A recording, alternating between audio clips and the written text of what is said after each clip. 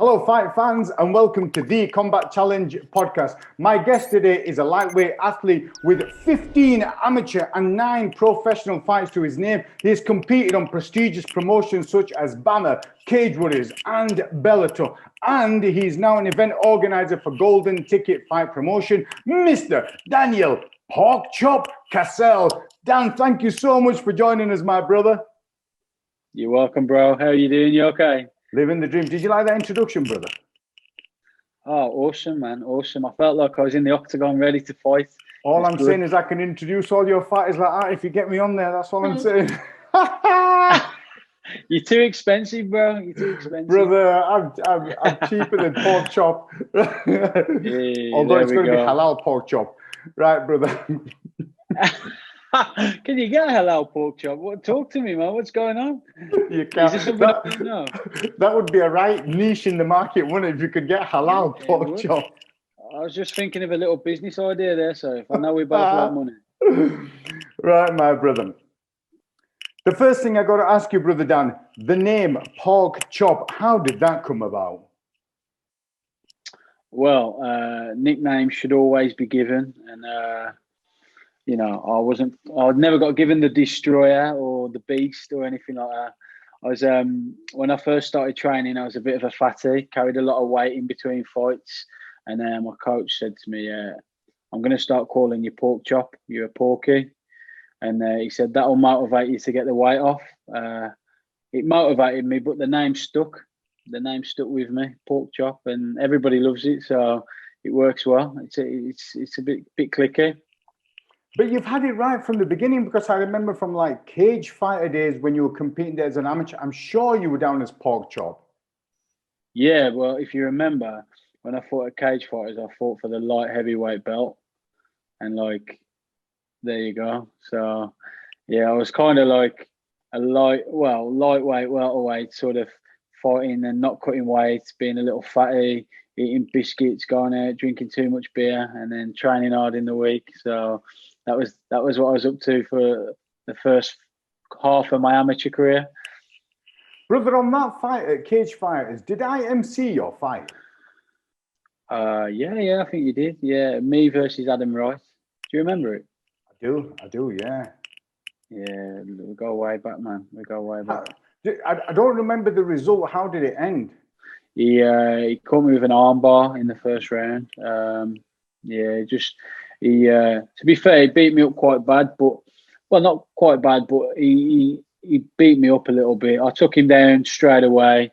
We got back up, we engaged. He kneed me a few times, kicked me a few times. I took him down again, and then he caught me with an armbar. But I was fighting guys like, I'm fighting like 10, 15 kilos heavier than me. Do you know what I mean? So, not making excuses, but I was fighting 2 weight classes heavier. So, but fair play to him. Yeah, he caught me with a nice armbar, belly down armbar.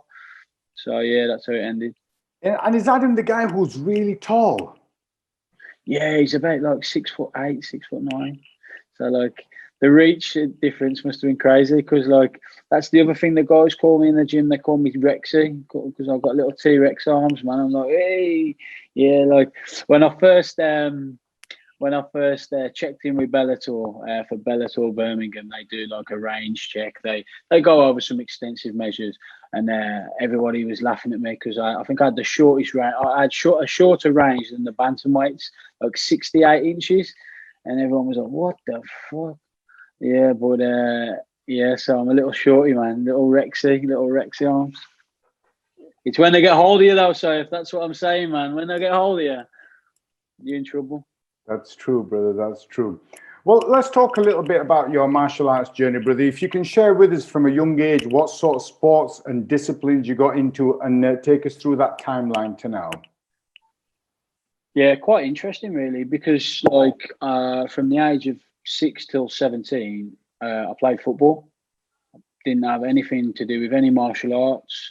Played football, quite a good level as well. I was, playing regularly Sunday league, and then I was playing. I actually had trials for Wolves, and then I was on the books for Wolves for 12 months, and then it didn't quite work out.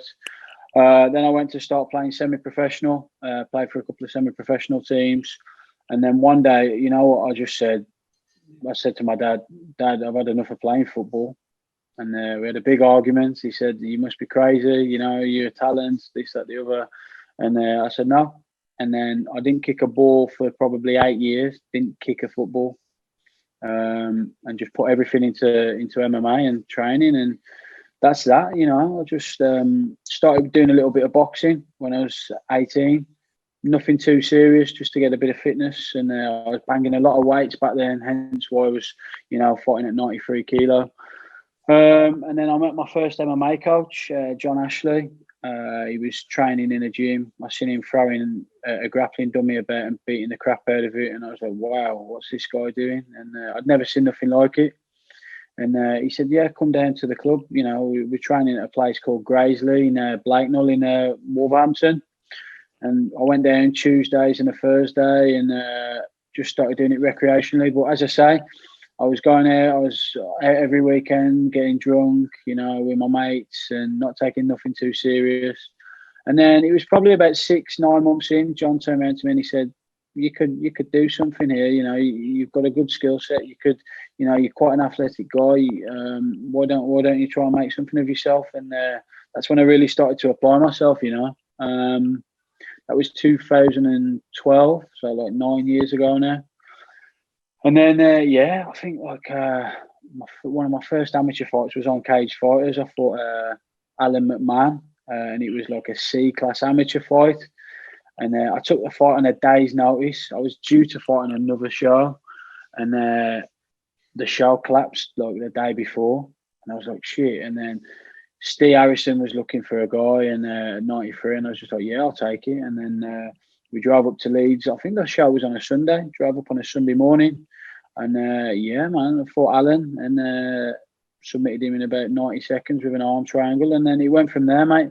You know, I used to love competing in Leeds. I fought like probably 5-6 times in Leeds or Bradford, one or the two, and I like it up there, man. The guys are good. They look after you. Never got the beauty of fighting on Combat Challenge, though, bro. A few times I was matched, and a few times it fell through. So I'm a bit gutted about that because I like your show, man. I like the setup. I like the hotel. I like the venue. So it's good. It's good. But then, yeah, from there, just I think 2013, 2014, I think me and Joy were probably two of the most active amateurs in the country. We were fighting like, I think at one point I had 3 fights in 8 weeks, and it was just crazy. 2014, went to the IMAFs, the first IMAFs, the World Championships in Vegas. 3 fights in a week out there. You know, I got a bronze medal from there, 2 wins, 1 loss. So really, really good performance. Lost in the semi-finals to the eventual winner. And then what happened after that?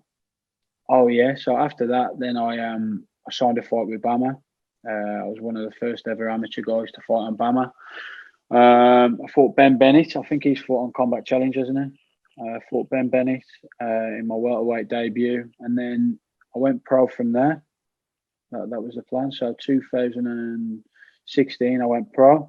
Or 2015, one of the two, went pro. And not looked back from there, really.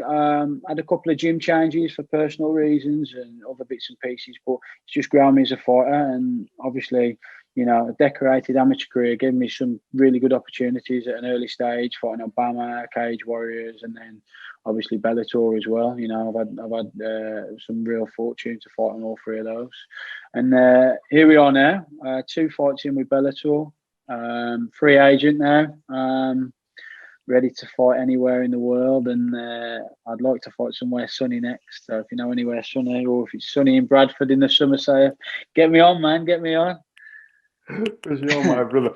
I was on the phone today to Ben Bennett because him and Callum Mullen and a lad called Michael, who the organizer of Headstrong, it's like strength and conditioning, they're going to open their own gym mid next month, which is going to be good. So they'll have their own facility up and running.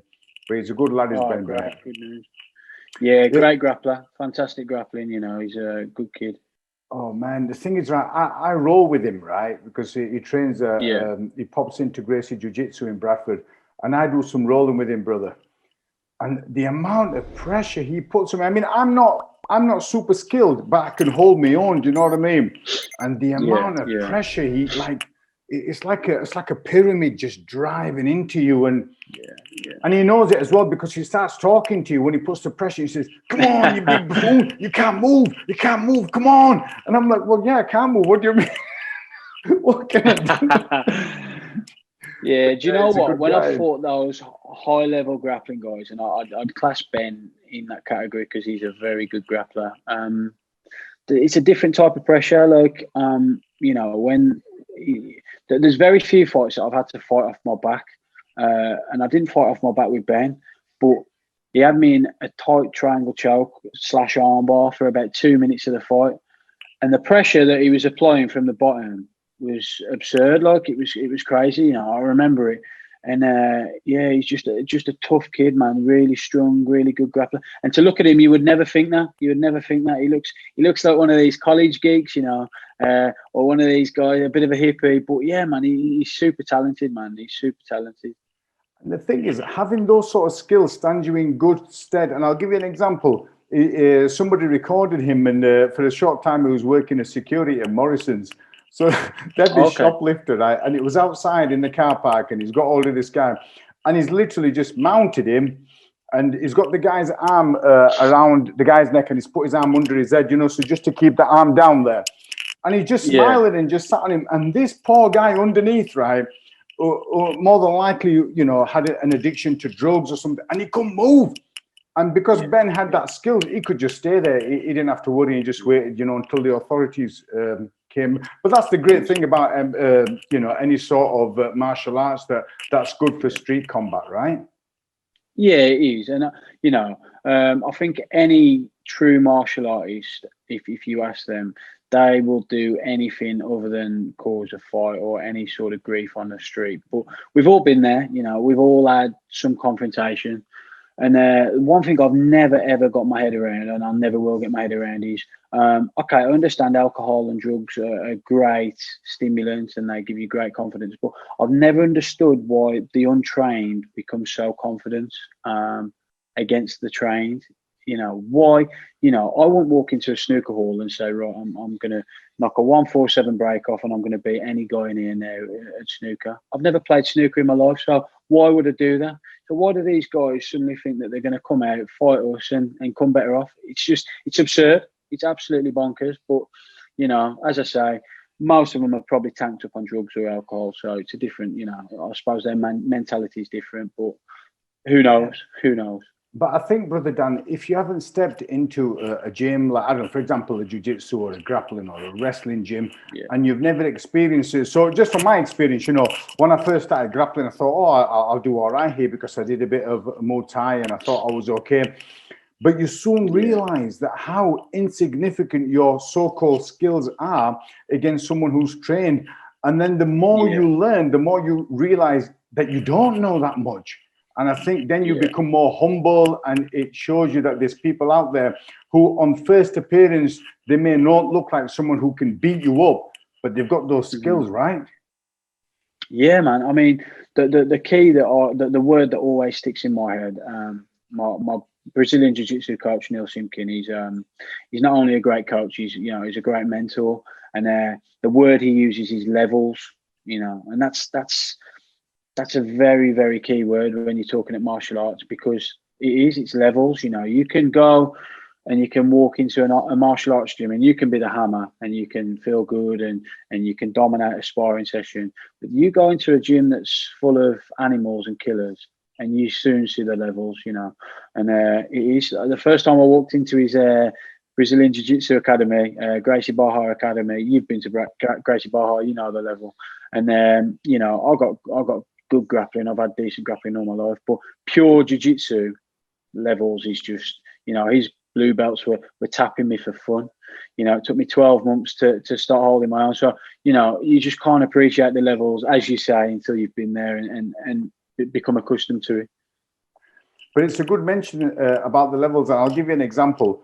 So I'm doing some wrestling and some no-gi sparring, and I'm wrestling and sparring with a guy called Jack Gunning, unbelievably strong, small guy, maybe like I don't know, in his late 70s in weight-wise, you know, maybe 77, 78 kilos maximum. And, you know, I mean, I've got one too many curves, brother. And we're sparring, and he's putting the beat down on me. And I am the nail. And he's absolutely battered me. The next round, he goes with Tom Mullen, who's the brother of Callum Mullen. Callum Mullen Tom Mullen becomes the hammer, and Jack Gunning is the nail. And that just makes you appreciate the levels, right? Yeah. And it's not just that either. It's not just the levels, it's styles as well. So, you know, and that's what makes MMA beautiful. How many times have you seen you know, we've both seen it. You've had a guy come to you, I'm a black belt in Brazilian Jiu-Jitsu, legit black belt. You think, God, I've got to be careful who I match this guy with on the show. You know, he's a debut. But then he gets in an MMA fight and he gets, you know, absolutely smoked. Or you get an excellent Thai boxer and he gets taken down and he's like, you know, it's just absolutely crazy. So styles sort of, you know, in MMA, that's what I like about it. You could have the best Thai boxer in the world, the best grappler in the world. That style makes that fight because wherever the fight goes, is, you know, it's crazy. And that's why it's the best sport in the world for me because, you know, there's just so many ways you can win. And you can have two guys who fight each other 100 times and the outcome can be different 100 times out of 100. And it's fantastic. You know, it's great. Now, earlier on, you mentioned it in your martial arts story, you mentioned John Ashley. Does he do a bit of strength and conditioning with Jai Herbert? Is that the same guy? Yeah, that's him. So John sort of, for the first 4 or 5 years of mine and Jai's career, he taught us everything we knew. And then it was probably 2017. We were struggling to find a place to train. We didn't have a facility. And we sort of had to make a decision, really, what's best for our careers at the time. We were both early days in our pro careers. Jai had just signed with Cagewarriors, I think, and I was fighting on Cagewarriors as well, or just about to. And we just went different ways. You know, we went and signed with another gym, and you know, John sort of stopped doing the MMA, and he's a fantastic MMA coach, but an even better strength and conditioning coach. I'd go as far to say I've not seen a better strength and conditioning coach in the UK. You know, some of the stuff he did back in 2012 and 13 was you'd never seen before. The functionality, you know, functional training is massive now, but nobody had ever seen it before. It was incredible. He was doing that stuff before it was cool, man. So, yeah, he still trains with Jai. I mean, and everybody sees the shape that Jai's in fights. Neither me or Jai have ever gassed in a fight. We never will gas in a fight because he's ingrained that durability in us both. And, you know, we can only ever both be grateful for that, you know. Awesome strength and conditioning coach. Fantastic MMA coach. But it was just time to move on, you know. Time for us both to go and excel in other areas. Obviously, Jai moved on to Renegade. I moved on to a gym in Cannock called UTC. And I think it did us both wonders for our career. You know, look at where we both went from there. So, yeah, you know, there was no hard feelings there. It was just sometimes you've got to make selfish decisions and move on. And, yeah, he still works with Jai all the way through his camps, even though Jai's in the UFC, you know. And that speaks volumes, you know. Some of these guys in the UFC, they've got world-class strength and conditioning coaches, and John's right up there. So, yeah, he's still doing it, and he's doing really well. I'm happy for him. Well, I've seen some of the video clips that John puts up, right? So it's not like he's just making Jai and other people do it. He leads from the front himself, doesn't he? Yeah. And he's not a young lad, right? John's mid-50s now. And like when we were training with him, and people think I'm exaggerating, but anybody who's seen it will believe it. So I was early 20s, Jai was mid-20s, and he's leaving us for dead, bro. Leaving us for dead with fitness. Like his fitness and his recovery is superhuman to the point like he's the fittest 55-year-old man that I've ever seen. You know, but he lives and breathes it. You know, he's been doing that. Been doing that all his life. He's an absolute lunatic in terms of his training and work ethic. You know, he's just, you know, and he's ingrained that in us.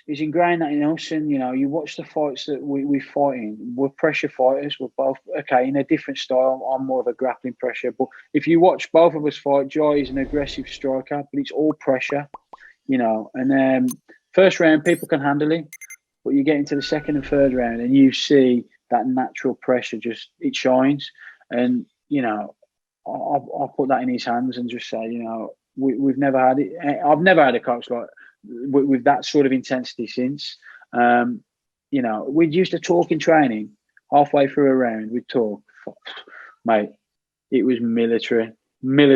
Yeah, he'd lose his marbles, with you. But like, we respected him for it. He's absolutely crazy. And then another guy who trained under John, I don't know if you remember him. Do you remember Nathaniel Brown with a beard? He does a bit of wrestling now, doesn't he? So he's on the Commonwealth wrestling team for the UK. Yeah, so he's done really, really well. Again, man, John sort of ingrained that natural, do not be broken mentality in him as well. So yeah. From back in the days, didn't Nathaniel also fight on Cage Fighters? Yeah. He fought. He beat that Rob Cousins in about 15 seconds, and then he fought Kevin Mullen. Lost a decision to Kevin, but everybody knows that there's no shame in that. Kevin Mullen's legit, man. He's legit. Well, the Mullen boys are all legit, ain't they? They're all legit fighters. So, and Kev's the leader of the pack, man. So he's the oldest brother in here, I think. So there's no shame in that. But I think when Nathaniel fought Kev, he was sort of half-hearted in MMA. Just started doing the wrestling, and I think he was focusing on other things. So that was his last MMA fight. And I think at that time, Kev Mullen, because don't forget, Kev Mullen started training when he was like 14 with Spenner at Team Full in Kazan. So for years, he'd been training and getting ready for fights. Yeah. Where is he now? Is he at IVT now under Danny? I think he went to Leeds not to Leeds. He went to Liverpool. There's a place in Liverpool. Is it called Four Corners?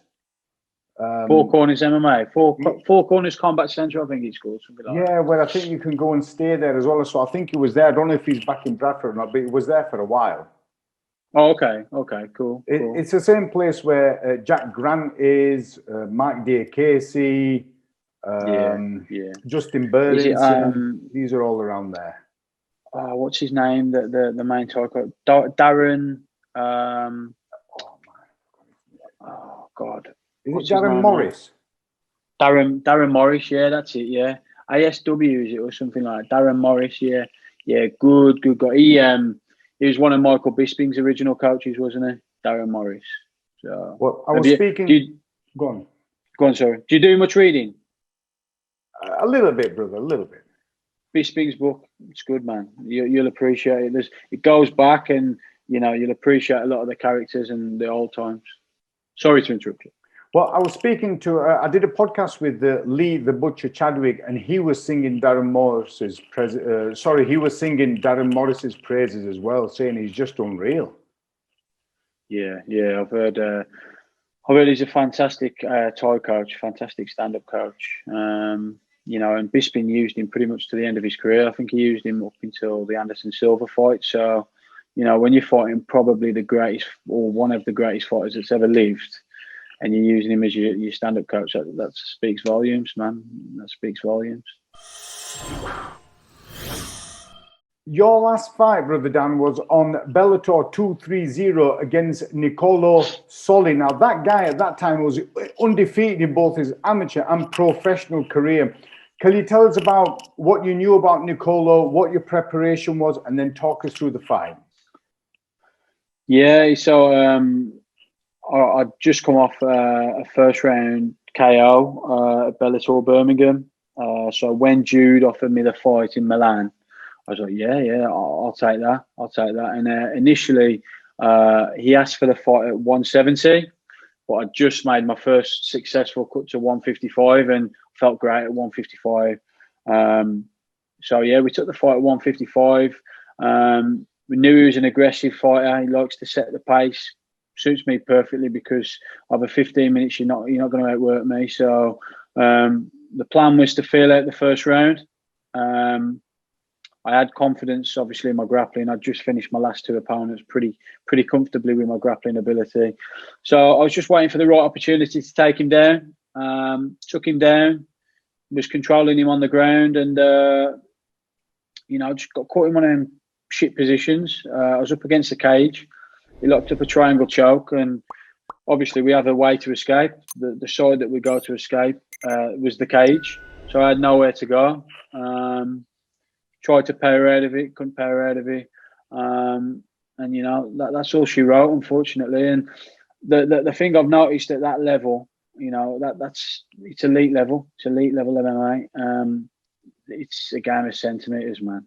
It's a game of centimeters. I went from being in control of the fight to being in shit street, and it's crazy. It haunted me a little bit, that fight did after, because there's a lot of what ifs. Why didn't I do this? Why didn't I do that? You watch the fight back. All my friends, all my family seen it. It was the first fight I'd ever had that was on BBC. It was on there. Sorry, no, it was on Channel 5. So everybody I knew seen it, and I got submitted, and it was a hard pill to swallow. But the one thing about fighting and being an experienced fighter is losses.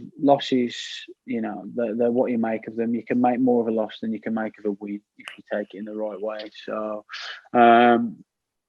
unfortunately, due to the way the world is at the moment, I haven't been able to grow and sort of develop from that. But it's gone now. It's gone past. It's another experience. It's another set of gloves that I can hang on my wall when I've retired and say, yeah, we went to Milan. We fought this guy on the second biggest organisation in the world.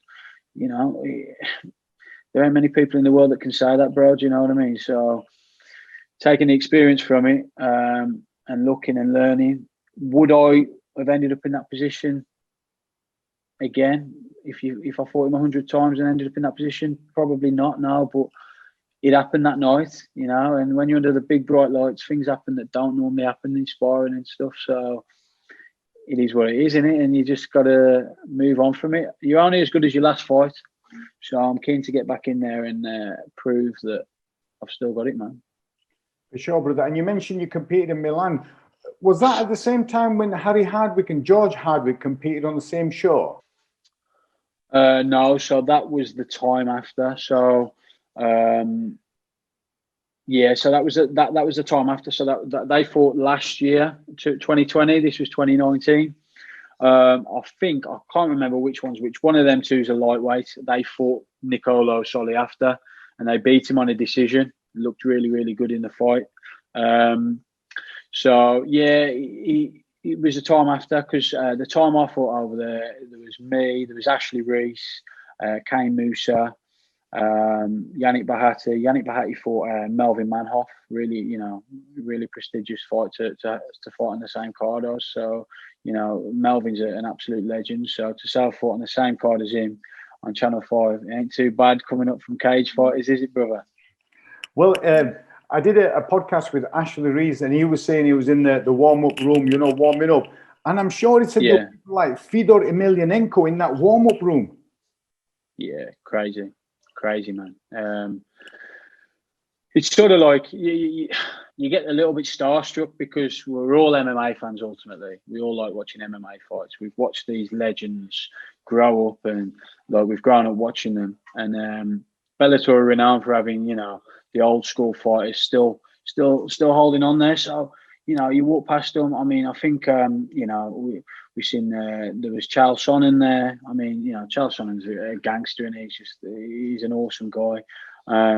Obviously, you got some world-class coaches. You got your John Kavanaghs and stuff there, and you're just mingling with these people. And what it makes you realise, though, I remember again back to going to my first coach, John. We were training, and we were amateurs back in the day, and we were talking about some of the guys in the UFC. And it's funny now to see where Jai's at and where I've got to. We're talking about some of these guys in the UFC, like they were superhuman. And he turned around to us, John did, and said, "They're not superhuman. They're the same as you and I. They're just really hard-working guys, and they've just committed to the craft." And you sort of, when you put it back in that starstruck position, so when you're fighting on a big show like that, and then you've got these almost celebrities in your sport stood there next to you, it sort of makes you realise they're no different to me or you. Half of them are walking around tanked up on the alcohol, man. They're like, yeah, having a party. And you just realise they're just really, really hard-working, talented guys that deserve every credit that they get. So you've just got to show them respect. But in the meantime, you've got to understand that you're there to do a job. And if you keep doing the job, that you're going to be noticed on the same page as they are in the future. And that's what it's all about, man. That's what it's all about. For sure, brother, for sure. Now, when I was speaking to Harry Hardwick, George Hardwick, and also I spoke to Ashley Reese about this, they were saying that Bellator promotion, when they took them out there to Milan, the whole experience was 5-star, and they enjoyed the whole experience from the time of flying there, the hotel itself, the venue. Was that a similar experience you got out of it as well? Yeah, it's just a different gravy to anything you've ever experienced. The way they look after you, you are literally weighted on hand and foot. I remember it weren't even the Milan fight, the Birmingham fight. After we'd cut weight, we were rehydrating, we were like refueling, and they just couldn't do enough for you. I mean, there's a guy that went and got me a portion of rice from the kitchen because I had no rice and stuff like that, stuff that you wouldn't get on a domestic level show. But that's what you expect for that sort of level. That's why they're the level they're at. It's not just the fact that they put on the big shiny lights, they pay you the good money and all the rest of it. They treat you like a superstar, and that's why everybody wants to be there.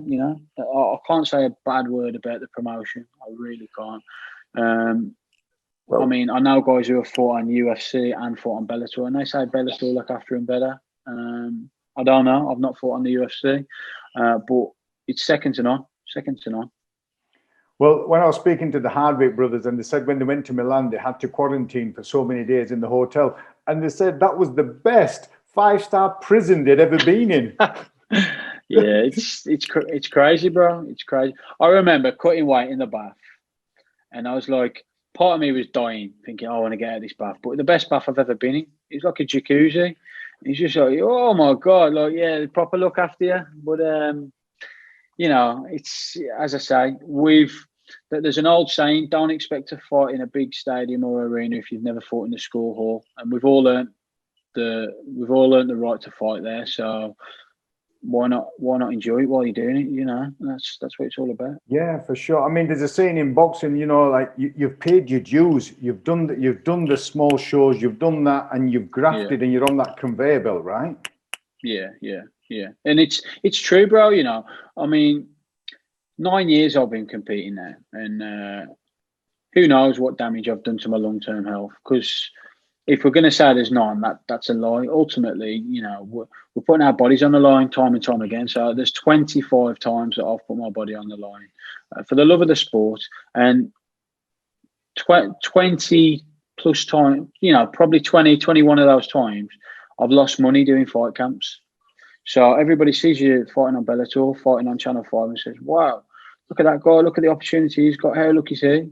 Well, come and do what I've done for the last 9 years, and graft and train in cold gyms and get injured and turn up when you're hungry, turn up when you're cold, cut weight, do all that stuff repeatedly. Don't do it once, do it repeatedly. Then you'll get the opportunity, and perform and succeed under those conditions, and then you'll get the opportunity as well. Because it ain't for everybody. It ain't for everybody.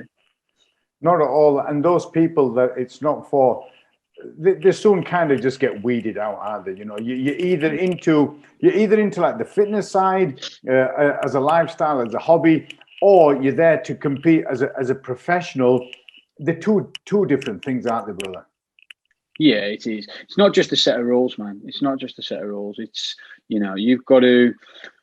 One thing that I've always been installed in as an amateur is you act like a professional, regardless of what rule set you're fighting, regardless of what you're doing. And the best thing that I ever did was I never ducked anybody as an amateur or a professional. And okay, I've not got a clean record. I'm not undefeated, but you look at some of the names that I've fought and I've beat and I've lost to, and it says it all, man. It's a CV to sort of be proud of. So if I retired today, I could turn around and say I've never turned down a fight. I've fought the best guys available, and I've had some great experiences. What is that not what it's all about? Because I'd rather do that than be an undefeated professional now that deep down would be questioning, well, how good am I? How good am I? Because that's all they do, and they get exposed, man. They get exposed. I've seen it too many times. You can only do that for so long, that you can only pad your record for so long to get to a certain arena or stage. And once you're there, it's just two people, isn't it? You and the other person. And like you said, you're exposed, you're there, and people are going to find you out. The fall's greater. The higher you go without being exposed, the fall's greater, man. So just be real. Just be real, don't. And it's the same with the guys who talk shit. Yeah, they talk shit to try and sell a fight and try and get people looking at them on YouTube. It's great, but how many of them people are looking at you because they want you to win? A lot of people are looking because they're thinking, I can't wait for this guy to get knocked out, or I can't wait for this guy to get stopped. And, I'd rather have 5 real supporters who want me to win than 500 people who are watching and not knowing how many of them want me to win, lose, or draw. That's just my mentality. It always has been. You mentioned John Ashley previously. Have there been any other coaches or mentors that played a significant role in your martial arts career? And if so, who and what role have they played? Yeah, so after I left John, obviously I spoke earlier about how we parted ways. I went and started working. I split my time between 2 gyms. So I worked obviously under Neil Simkin, who I've spoke about briefly earlier. He was my main grappling coach. Added another dimension to my grappling. I really struggled in the early stage of my career. I find that I'd have a lot of ground control, but I couldn't really pull off strikes, and I couldn't ground and pound a lot. I'd get tied up and all the rest of it. But I was a really strong athlete that could hold people down, but I wasn't that effective with it. It was quite boring to watch almost. But Neil just, these little tweaks, as I say, those levels, it just allowed me to change my game, adapt my game on the ground. So when I got to a position, I knew when the position was safe, I could start opening people up with strikes. And if you look at my last 4 or 5 fights, I'm a different beast on the ground, man.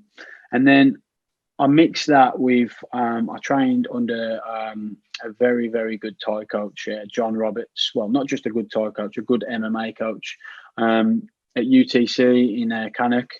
Very, very good MMA brain. His attention to detail is fantastic, and he can break down an opponent really, really good. And he backs it up with a great stand-up game. So if you look at from when I left Wolfpack MMA under John and then went to UTC under the new John and watched my striking develop, it's just, and that's again down to going from being almost a hammer to the nail. I went in there and I was getting lit up on the feet in sparring, and I weren't taking these guys down so easy. And all of a sudden, you got two choices. It's the fight or flight mentality, and you either think this ain't for me, I'm getting out of here, or you learn to start standing up and holding your own. And that's what I did, man. And I spent 12 months where I didn't compete, just working on my hands. Working with these little T-Rex arms, closing the distance, using effectively strikes to get my wrestling going.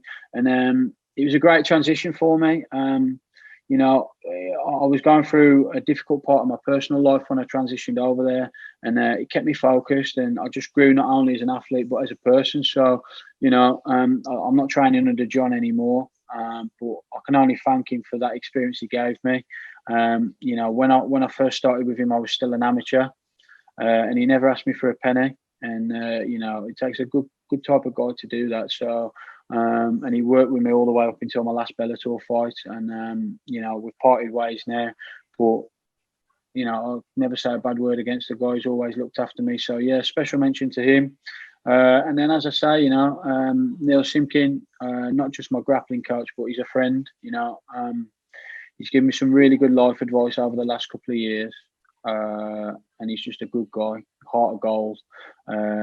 He can spot a rat from a mile, and he weeds them out. And he's got good guys around him. And everybody who's in his gym respects him, not just for his level of ability, but just for the type of person he is. So, big love to him, man. Big love to him. I'm looking forward to working with him when I get back going again. Sure, brother. Thanks for sharing. And it's good to give them the recognition for those that are present and those in the past, right? Yeah, absolutely. I've done interviews before, and I've sort of tried bigging up my new coach. He said, "Oh, this is the best thing that's ever happened to me," and I've never really praised my ex-coaches. I've been a bit guilty for that, and really, you know, I wouldn't be in the position that I was in at that point without them. So it's all a journey, man. And as I've matured as a person and as a martial artist, you've got to appreciate that every decision you've made, every coach you've used, has imprinted on your journey, whether it be good or bad. There's a reason why they were in your life at that point of time, and you've got to be grateful for it. You've learned one way or another for whatever reason. So Definitely. And they've played a part in shaping and molding you to what you are now, right? yeah, absolutely, absolutely. And as I say, it's not just physical attributes. It's all the other stuff that comes with being a professional. You know, when I started working with John Roberts at UTC, I'll call him New John. He got me working with a fantastic nutritionist who I still work with now. You know, I'd have never made £155 without that knowledge. You know, I'm a fighter. I'm not a dietitian guru, or you know, I know a lot of stuff now through my nutritionist, and you know, I'd probably have half a clue of how to get there now. But when I first started working with him, I didn't know what cutting weight was about properly and all this stuff. You know, fight week, I'm cutting anything between 20 and 25 pounds. So, you know, it's a science, and he introduced me to those type of guys, and you know, he appreciated that he wasn't the man to do all of the jobs.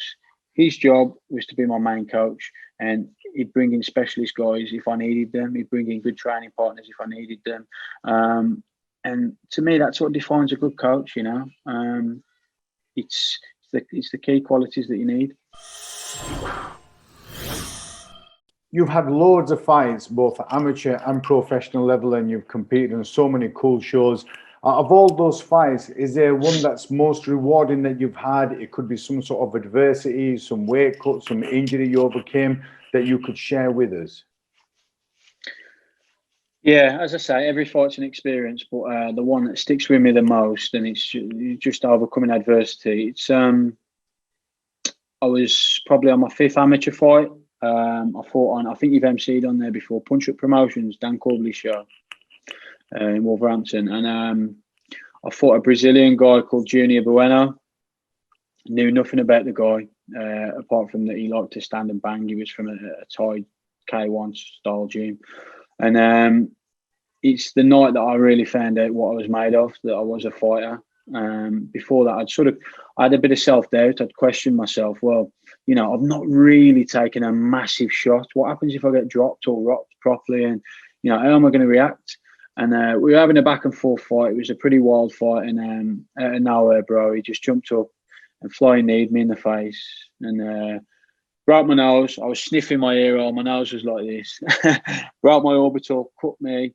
My head was all over the place. And I say to this day, I say to people now, you know, if he hit me on the way down, kneed me in the face, I fell. If he hadn't hit me on the way down, it would have been curtains, it would have been game over. But he hit me on the way down, and it sort of like relit my fire as such. And I managed to scramble back up and managed to salvage the round. And, you know, I come out and I won a decision against him, and like, it was just so satisfying. Like, you know, I come back from all that. Everybody thought that I'd lost. You know, I was going to lose after that. And I come back, and I think I'd won the first round. That was the second round. And I come back and I won the third round. I think I might have even won the second round. But it was crazy, bro. Like, honestly, man, I'll have to find a video. It's on a disc. That's how old it is. None of this YouTube stuff back then. It's on a disc. And just crazy, man. Absolutely crazy. And that defined to me, and it was that night that I realised, you know, yeah, this is me. This is, you know, there's no better buzz than this. And then I woke up the next day concussed, thinking, oh, do I really want to do this again? But we've both been there. The good outweighs the bad every time. You know, that feeling of having your hand raised there's no drug like it, no buzz like it. For sure. And I mean, you know, it's great winning a fight, and, you know, you could win it over a quick submission or a quick KO to someone else. But to overcome that adversity and to be able to show your mettle and know that you've overcome that and still being able to deal with that and take the win, that's the sweetness of it, right? Yeah, it's just like, you know, they say fighters are special breeds of people. You know, they say you're born a fighter, and you know, it's, as I say, it's that self doubt. You sort of think, well, I've done all this training. How much of it actually works? And I don't think it mattered. I could have trained for 20 years leading up to that point. I don't think I could have trained my mentality to get up from that and continue and try and win the fight. It was grained within me, and you know, it's just, I felt a sense of personal growth from that. Probably not 10 years off my life, but but like, yeah, sense that a personal growth from that, and it just, I remember the next fight after that, give me that next sense of confidence. Well, if I get hit, it's a shot, don't matter. It's a shot, it don't matter. And that, it just, I don't know, it's a weird thing to explain. It's a really weird thing to explain. It makes you realise that you're not made out of glass. That's the only way I can, really explain it. So. You're competing at a high level, but also there's the inception of Golden Ticket Fight Promotion. Tell me how that came about, and how involved are you in that, and what made you want to also be a promoter and a fighter? What made you go on that journey? I was sick of traveling around the country fighting, man. I wanted to fight local. There weren't many shows local that were putting on a good standard of fights. If you look at the Midlands, it's a hotbed of talent. I mean, if you look at the guys now from the Midlands, there's so many good guys, and we were all traveling for years, just traveling around trying to get fights, and fighting on everybody else's terms, on everybody else's shows. So, knowing how fighters like to be treated, I thought, I'm going to put on a show. And I'm going to treat fighters how they deserve to be treated. I'm going to look after them. And it went from there, man. We did the first show. It was quite successful. Did the second, the third. And then before you know it, you got a trend going, ain't you? And it's mad how fast things grow. I think, we're on show 14 now in 5 years. And if you look at it, we've had a year of inactivity. So it's mad. And people say to me, how do you manage to do that on the side of fighting? How does that work? And I'm not good when I'm bored. I have to be busy. When I'm bored, I become irritable. I develop bad habits. I become lazy, complacent. So the busier I am, the more efficient I am, and the more effective I am. So it works well for me. I fought on the show as well as matching it. I've done that twice. First time I liked it, but it weren't something that I was going to rush back to doing. The second time I got things right, and I absolutely loved it. One of the best nights of my life. So yeah, it works for me. I don't think it works for everybody. The only other person that I can really relate to who's done the same thing is Steve Nightingale, UK Fighting Championships. I know he's fought on there as well as matched the card a couple of times. And we've spoke about it, me and Steve. Me and Steve go way back. It's stressful. It's horrible. 2 weeks before the fight, you're thinking, why the fuck am I doing this? But fight night comes, and you've got a massive home crowd there. Everybody loves it. The setup's how you imagined it and how you wanted it. You can walk out how you want to walk out. You've got nobody rushing you, this, that, the other. It's perfect. It's your fairy tale. But that's the tip of the iceberg again, isn't it? It's the tip of the iceberg. But yeah, my aim with Golden Ticket, as always and will always be, to give local fighters the best opportunity that they can possibly get. Well, it's interesting you mentioned that there was a gap there, because years before that, even though we're hours and hours away from West Midlands, we saw the gap there with me and Darren Moffat, and we did like a franchise at the Arena nightclub at Stourbridge in West Midlands. That's right, yeah. Because it was there was a gap. There were so many fighters, but there were just no promotions on, right? Yeah. It's crazy, absolutely crazy. The only thing I'll say about the Midlands guys is there are very few that feel that they have to sell tickets. They feel they're better than ticket sales. And it's very frustrating, because talent only gets you so far. And I think people only see that when they get on the bigger shows. You've got to have more worth than just fighting, because you've got to have a profile, you've got to have a following, and it's all important, because it's what the bigger shows look for. It's what the bigger shows. So again, you might as well learn that at the grassroots level because you're going to need it as you grow. Well, truth be told, that was one of the reasons we kind of pulled back from West Midlands, was because although there were fighters there weren't a lot of people that were coming, and the fighters weren't really selling as many tickets. And, you know, for us financially, at the end of the day, it's a business. So we had to think where's best for us to invest our time. And that's why we've kind of stayed back in Yorkshire. Yeah, yeah. And it you know, I take my hat off to you. We've always looked at branching out. Never quite got around to it because it's very, very hard to go off your own patch. So for you to even do that, I take my hat off to you because, you know, it takes balls, man. Like, to step into an area, you don't know the area, you don't know the affluency of that area, how many people are going to turn up, what the location's like. You don't know any of that. And you can't learn that in a short space of time. That's something that you only generally learn from living somewhere. So, you know, to do that, I take my hat off to you. You know, I think I came to one of the shows and, you know, you put good shows on. So as always, you always do. And it was nice to have another show in a local area that we could attend and not have to worry about thinking, oh God, we're promoting this event, we've got to be serious. Well, I had the similar mindset as you, Dan. So when I finished competing, and I competed on other shows at the time when they had like semi-professional rules, and the shows, you know, some of them were nice, but sometimes you'd end up getting warmed up in the changing rooms or the toilets in sports halls where there's no mats, there's no water, and I thought, when I finish doing this little journey, this chapter, and I do start promoting, I want to, although mine's an amateur show, I want to give it a professional feel. You know, that's why I do it at that hotel, because it's nice and there's the sauna there and the bedrooms are there. Because you remember and you've been through it yourself. That's why you can kind of relate to that and do something about it, right? Yeah, of course. Yeah, I mean, is it still called the Cedar Court? That's one of the best venues that we've had guys fight at, because everything's under one roof. There's no transportation. I mean, you got nice rooms, you got a gym, you got a sauna, you got swimming pool. You know, the warm-up rooms are good. You know, it's perfect. It's perfect. You know, if there was an ideal venue like that in Wolverhampton, I'd use it all day long, because it's just got that feel of class about it. And fighters will take that away, and they don't really appreciate it until they do fight on one of these other shows, and they are warming up in cold changing rooms on tiled floors, and they think, well, this ain't right. Everybody's standards are different, man. Everybody's standards are different. So, you know, it's good for people to experience both sides of it. Well, it took me a year to get into that venue, because Cedar Court, their main business is weddings and, you know, functions like that. And at the time, it was back in the days, you know, since I've done Combat Challenge, it's been there. So we're going back over 10 years.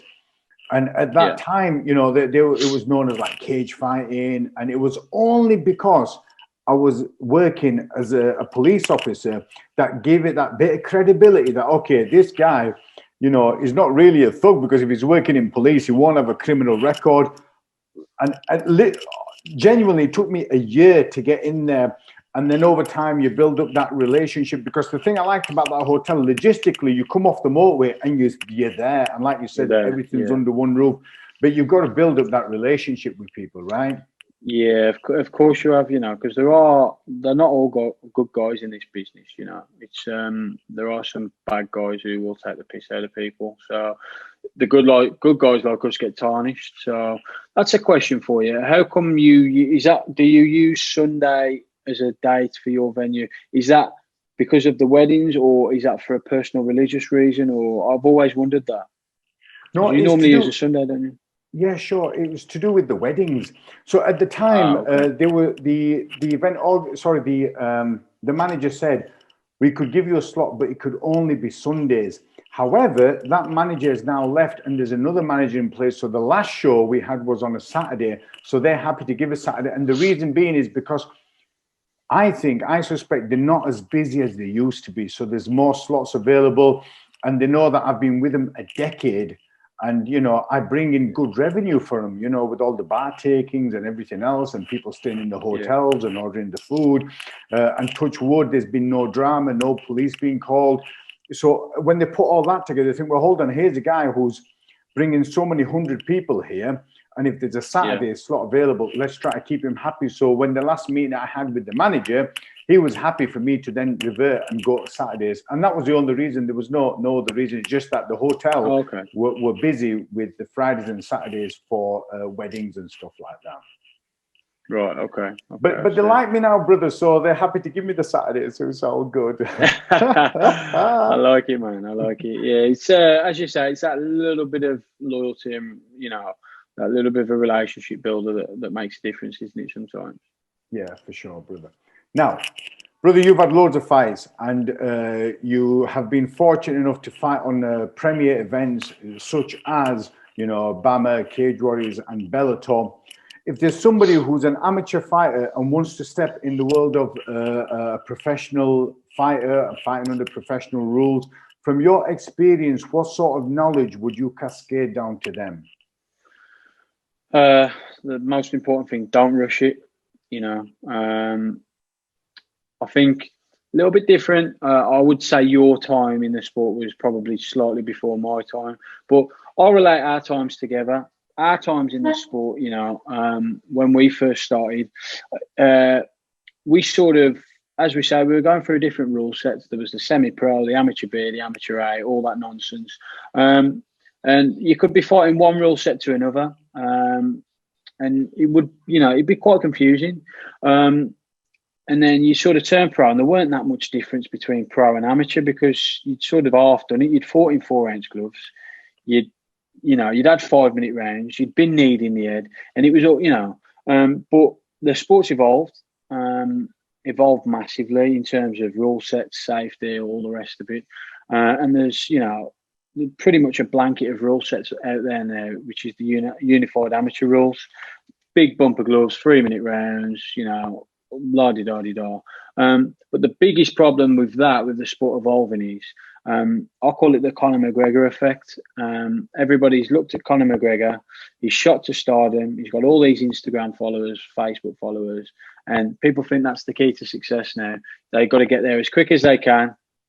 You know, they'll have 3 or 4 amateur fights, knock over a couple of cans, guys who aren't even worthy of holding the bar store, and all of a sudden, I want to go pro. I want to stop fighting for some money, you know. And it's a dangerous game, man, because when you get in there with some of these legit badasses, man, they're gonna, you know, they're there to hurt you. It's not a game of football, man. It's just a bad day if you're not ready. If you're not ready for the pro rules, elbows and knees fucking suck, man. They hurt. And the other thing I would say is, build your career around legitimate shows and legitimate opponents. So, you know, if you've got a couple of offers, you know, if you can fight on a show 5 minutes up the road from you, but the credibility is not that great and you're going to get a bit of a hand-picked fighter because you're going to sell loads of tickets and win. Yeah, it might feel great for a few Facebook and Instagram pictures, but it ain't doing it's not doing the longevity of your career any good. Fight legit opponents on legit shows, you know. So when you are in those bad spots, when you are in that pressure, you're ready because the pro world's relentless. It's relentless, man. You know, everybody there is technically doing that as a career. It's no longer a hobby, it's a career, and they're there to hurt you. A career of pain. So yeah, that would be my main advice for anybody, really. I think I jumped to the pro ranks too soon, and as I say, I had 15 amateur fights. I don't think it was necessarily based on experience. I don't think my skill set was probably ready for the pro ranks. There's no going back though, man. Once you're a pro, you're a pro, and you got to move quick because the times move quicker than you can ever move, man. So you just got to stay on that train, man, and move with it once you decide. So just make sure you're ready. Don't rush and be real. They're the things I'd say.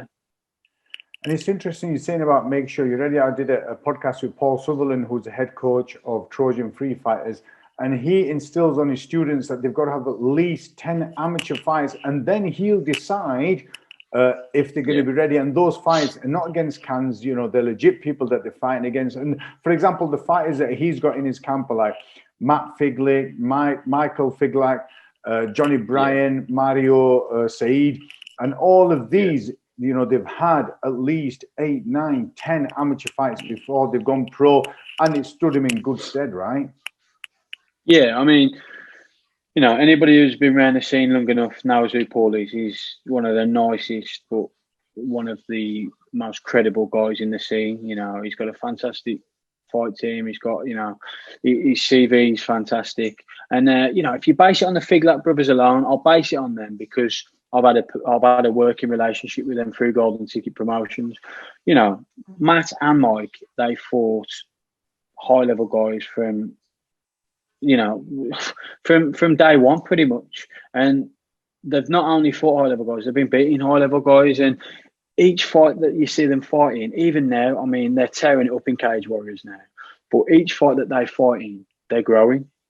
Now, to me, that is a sign of a fighter and a fight team that's doing things right. They never look out of the comfort zone. They never look under pressure.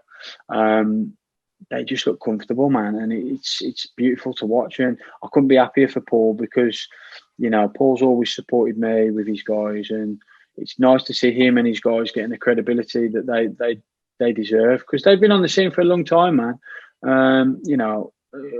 And Paul, within the next 2 to 3 years, he's going to have a couple of UFC stars under his belt. Dan, thank you so much for sharing your knowledge and experience with us, my brother. I greatly appreciate it, and I look forward to having you on future podcasts, my friend. You're welcome, bro. Thanks for the opportunity, man.